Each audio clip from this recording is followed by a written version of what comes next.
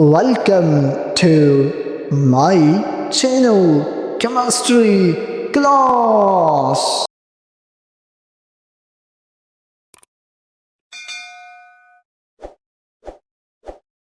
Good morning, everyone. Welcome back to Chemistry Class. My dear student, in our last lecture, we discussed gases and their important laws.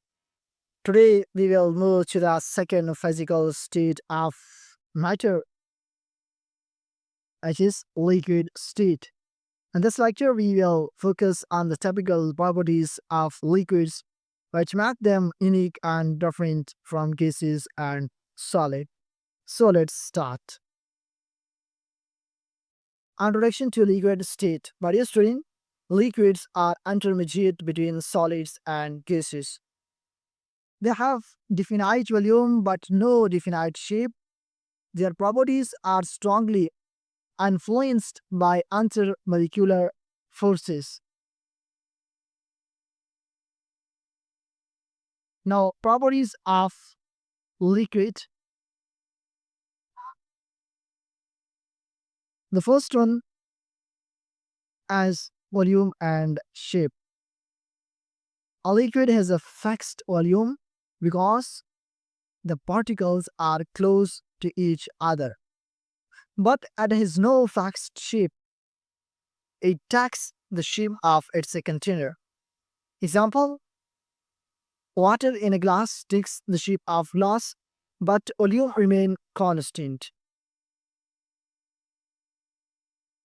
The second one is evaporation. Evaporation is the process by which molecules of a liquid escape from the surface and enter the gaseous state.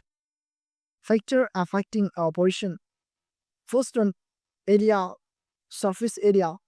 Greater surface area, faster evaporation. Example, wet clothes dry faster when spread out. The second one, temperature, higher temperature, more kinetic energy, faster evaporation. Example, clothes dry faster in sunlight than in shade.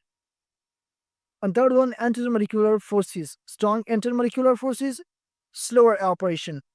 Example, water evaporates slower than petrol because water has hydrogen bonding.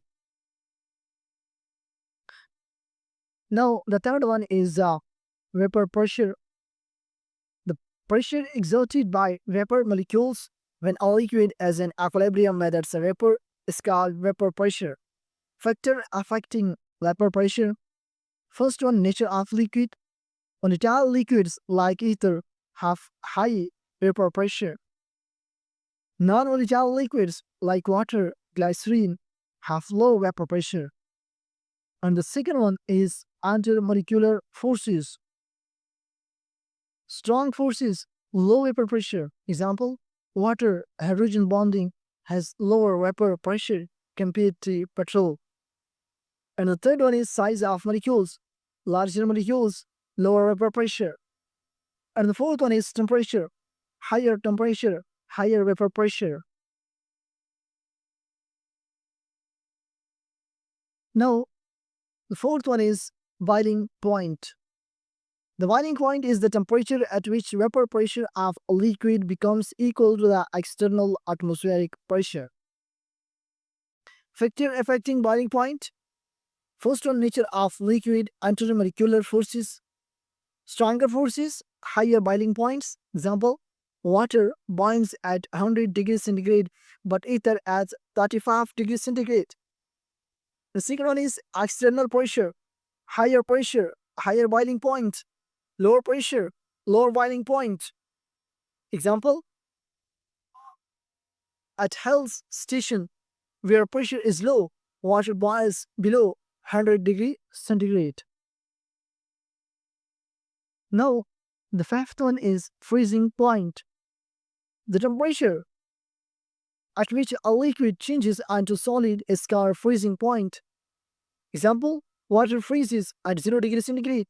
Factor, strong intermolecular forces, higher freezing point. And the sixth one, diffusion. Liquids also show diffusion, but slower than gases because their molecules are closer. Example, ink diffuses in water. Now, The second one is mobility. Molecules of liquids can slide over each other, giving them mobility. This mobility is less than gases but greater than solids. Example, water flows but solid ice does not. And the eighth one is density. Liquids are generally denser than gases because their molecules are closely packed. Example, density of water is 1 gram per cubic centimeter, while air is much lighter. So, my dear student, this is all about today's lectures and the liquid state of matter. I hope you understand. So, if this lecture helped you, then don't forget to like the video, subscribe to the channel for more chemistry lectures, and share it with your friends, and comment your question below. Take care and see you in the next class. Thank you for listening.